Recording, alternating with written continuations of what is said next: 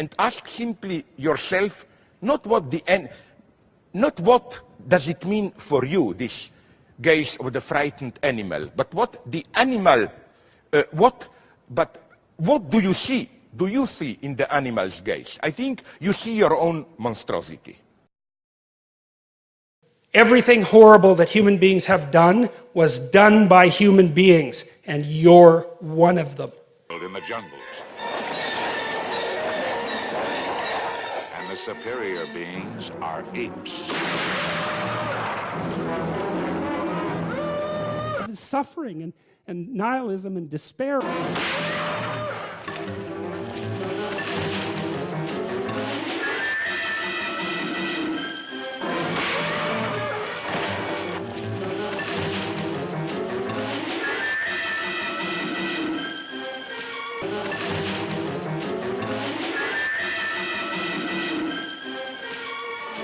Man is an animal who needs a master. Related as unruliness, a kind of wild, irrational excess of violent freedom in man, which animals don't have. The superintelligent mutants, are they human or something else? In their church, an unspeakable God. Behind their faces, an unbearable secret.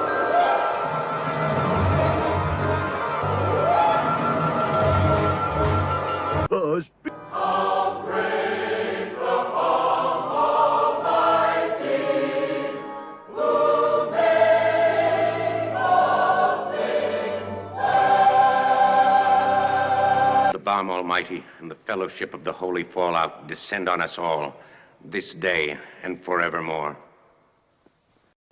Now, and just because you're a monster doesn't mean you have to be a monster, but it's really useful to know that you are one. Fuck it.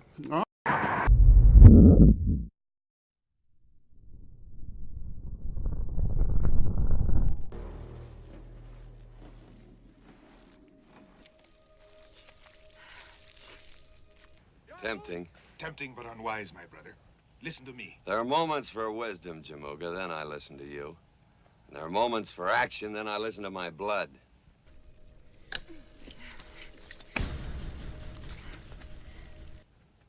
I feel this Tartar woman is for me. My blood says take her. Freedom and happiness, those are not the same thing. They're not even close. And so women are much unhappier if you look at national polls than they were, say, in the late 1950s and early 1960s. You know, happiness is for me a very conformist category. It doesn't enter the frame. You have a serious ideological deviation at the very beginning of famous Proclamation of Independence, you know, pursuit of happiness. If there is a point in psychoanalysis, it is that people do not really want or desire happiness. And I think it's good that it is like that. Now, you could make a case that it was good for society, maybe. It's a tough one, eh? Because the birth rate has plummeted.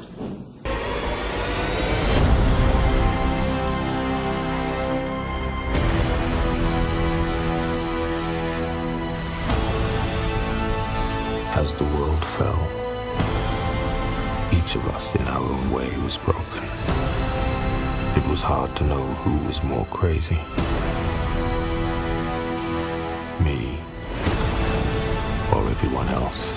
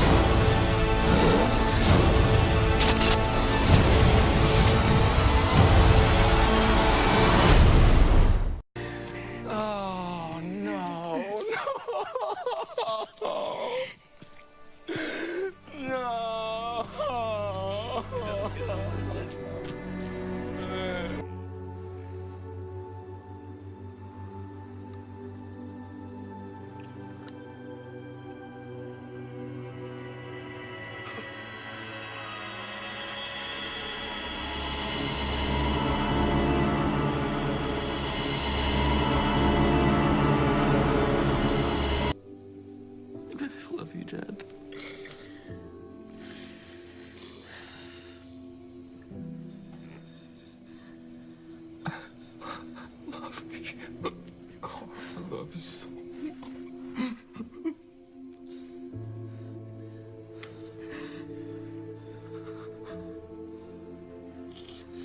I'll make it real. The devil bets God that he can turn Job into Cain by tormenting him. And God says, no, Job's a good man. No matter what you do to him, he won't lose faith in being. That's essentially the bet. And you think, well, that's a hell of a thing for God to do. I think the greatness of Job is that he doesn't say, I'm innocent. He just insists, no, all these catastrophes that fell on me have no meaning.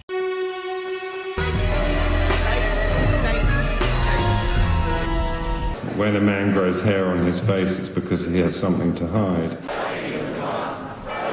Fornication and asphyxiation and choking and fighting for survival and growing and just rotting away. Of course, there's a lot of misery, but it is the same misery that is all around us. The trees here are in misery and the birds are in misery. I don't think they sing, they just screech in pain.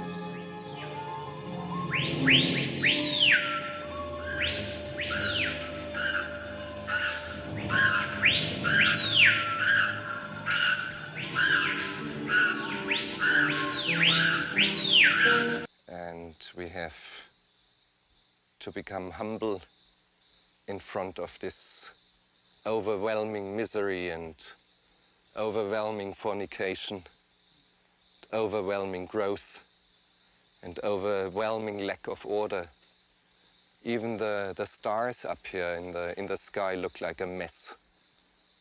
There is no harmony in the universe. We have to get acquainted to this idea that there is no real harmony as we have conceived it. And Job objects to God to some degree, and so he's got his reasons, man. I mean, because everything's taken away from him. And God says, I made these things, the Leviathan, so that's like the terrible element of nature. And I made the behemoth, and maybe you could say that's the terrible element of society. It's like, how dare you question me? And that's a perfectly reasonable objection. It's like, really, you're going to, doesn't matter what happens, you're going to question God? Albino crocodiles, and they will be in the film. So it's a wild postscript, a wild science fiction sort of fantasy at the end. And I want the audience, I want the audience with me in wild fantasies, in something that illuminates them. Like God expresses his perplexity at his own creation. Oh, actually, I suppose you could base a religion around finding Nemo. Be all over when you found him, though.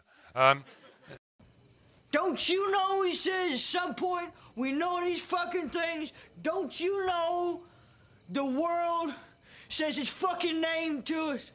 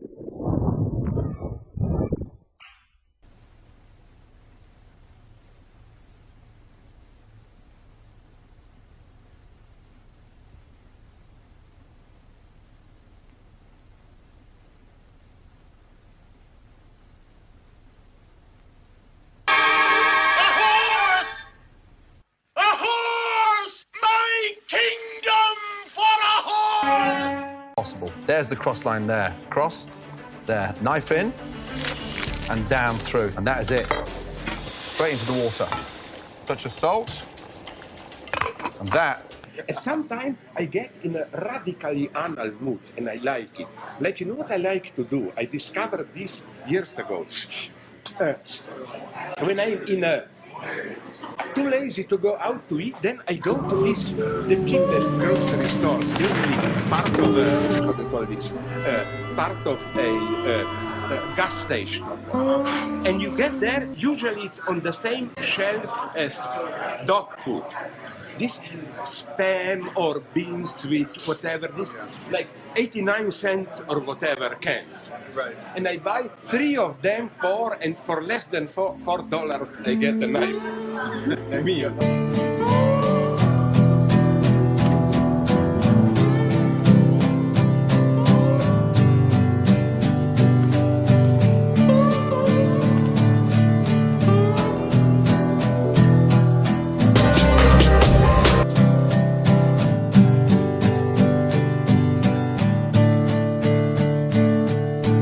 What have I become?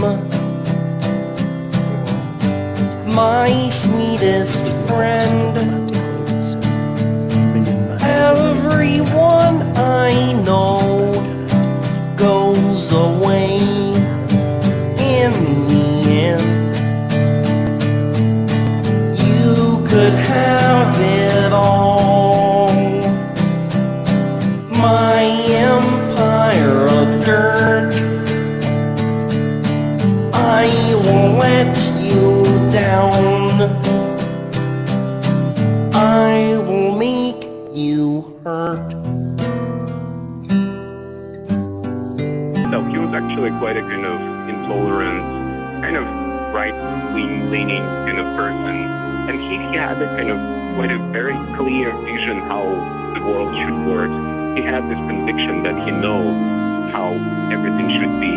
So he had this kind of very inflexible worldview, but at the same time, if you look at his films, his characters, they always fail to achieve their goal.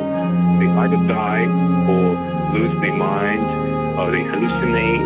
They always fail to achieve their goal. So this kind of totality which he tries to deliver always ends up in a dead end. I mean, nothing really solidifies. He was an amazing artist, and his kind of rather limited worldview, this kind of spiritual right-wing Russian soul discourse was actually overwhelmed by his talent.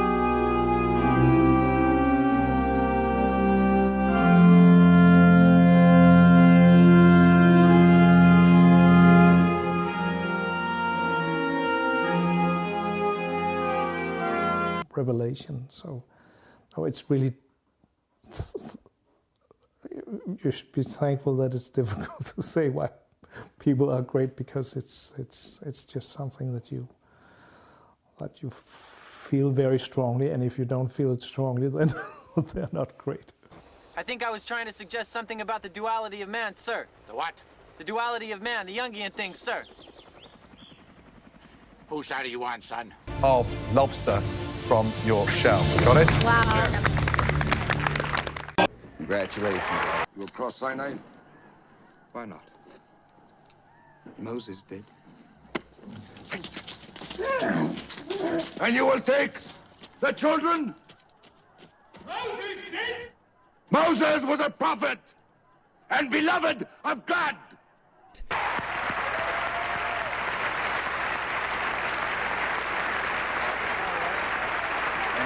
Okay. Well, all right. Yeah. Well, my daddy, he didn't leave me too much. You know, he's a very simple man, and he didn't leave me a lot. But what he told me was this. He did say, son, he said,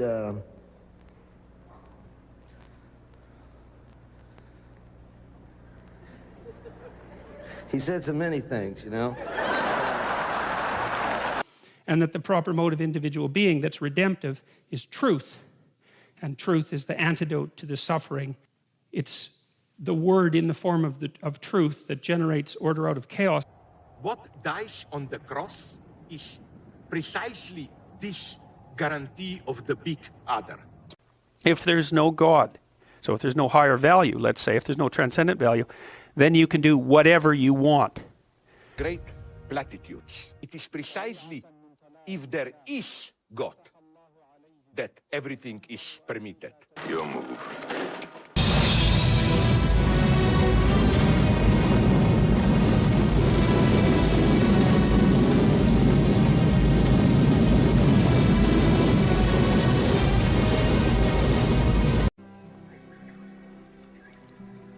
I don't like sand. It's coarse and rough and irritating, and it gets everywhere.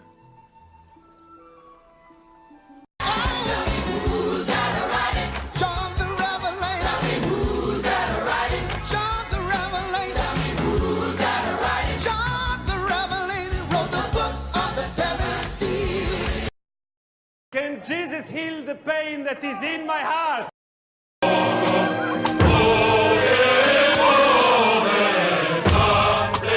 It's meaningless. You're just a speck in a cosmic landscape, and the brief time that you inhabit being is worth nothing. That's one option. And people think, well, that's a terrible option, that's a nihilistic option. How can I tolerate the suffering that's attendant on my life with no countervailing meaning? Perfectly reasonable question. Here's the alternative. Everything you do matters. Everything you do matters. And you have to bear the responsibility for that. Every decision you make determines the destiny of the cosmos. That's meaning. Now, which one do you want? Well, that's easy. People will take meaninglessness and nihilism over that burden any day. Millions in many countries of the world.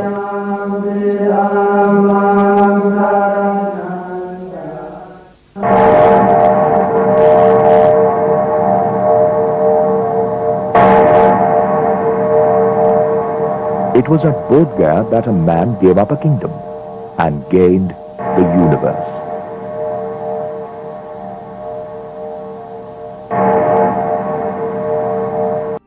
What does that got to do with anything?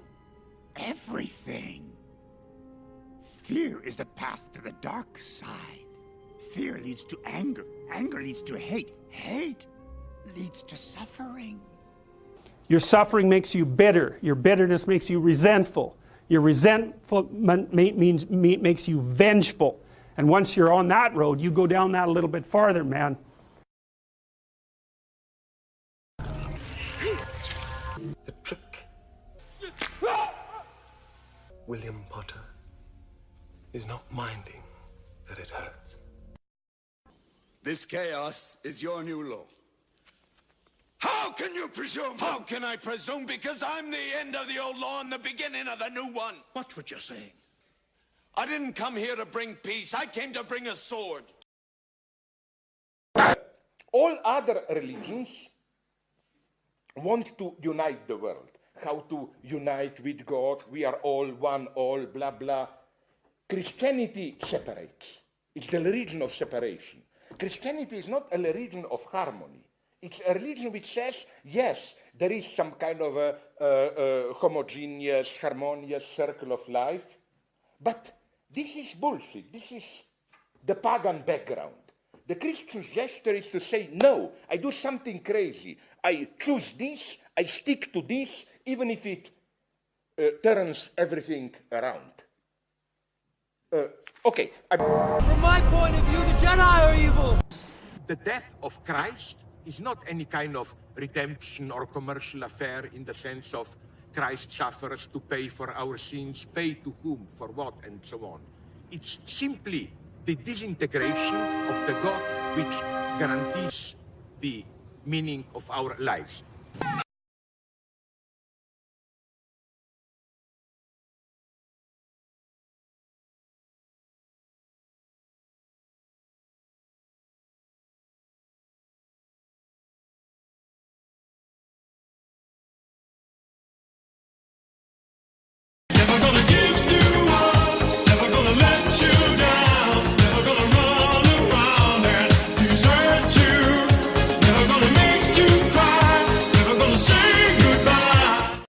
Philosophy is just a byproduct of misunderstanding language.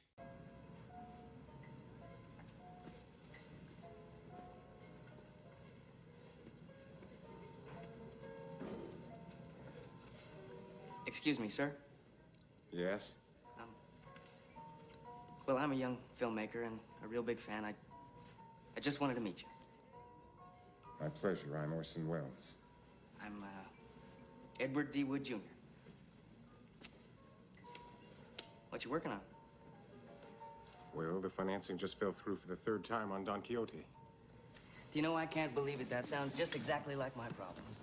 It's the damn money men. You never know who's a windbag and who's got the goods. And then they all think they're directors. Ain't that the truth? Do you know that I've even had producers recut my movies? I hate when that happens. And they're always trying to cast their buddies. It doesn't even matter if they're right for the part. Tell me about it. I'm supposed to do a thriller at Universal. But they want Charlton Heston to play a Mexican. Ah, Mr. Wells. Is it all worth it? It is when it works.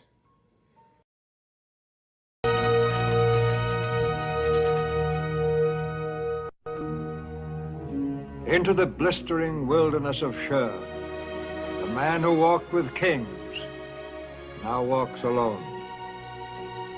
Torn from the pinnacle of royal power, stripped of all rank and earthly wealth, a forsaken man, without a country, without a hope. His soul in turmoil, like the hot winds and raging sands that lash him with the fury of a taskmaster's whip. He is driven forward, always forward, by a God unknown, toward a land unseen.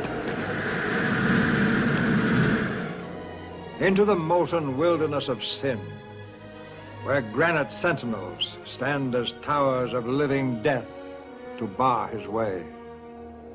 Each night brings the black embrace of loneliness. In the mocking whisper of the wind, he hears the echoing voices of the dark.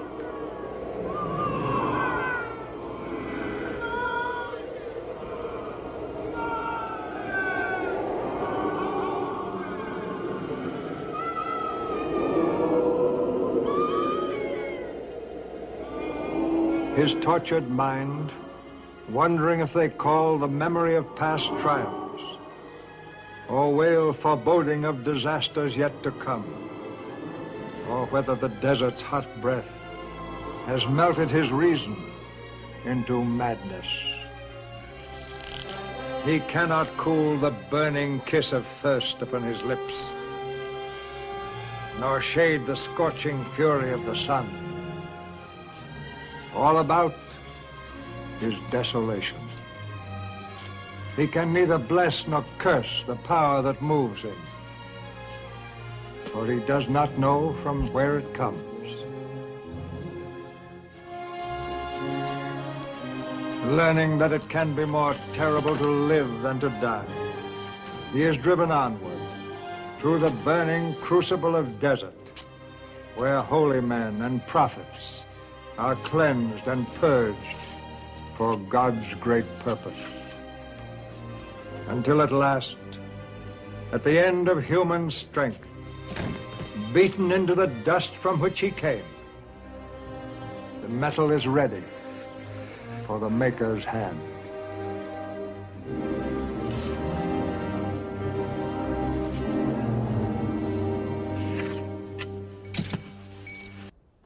Oh my God, one is thirsty in the desert, and what to drink but Coke.